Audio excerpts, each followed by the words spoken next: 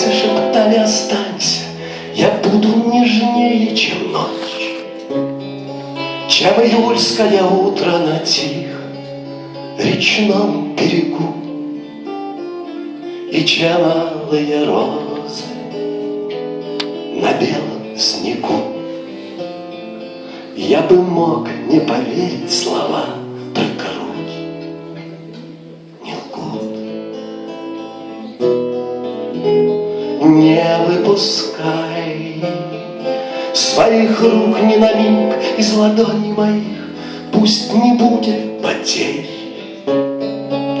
Слово, что птица, взлетевшая ввысь, пальцы крепче сплелись. Наше молчание сейчас говорит со двоих. Не выпускай своих рук из ладоней моих.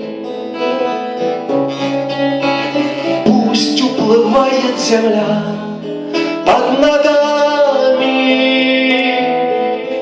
Не выпускай своих рук из ладоней моих.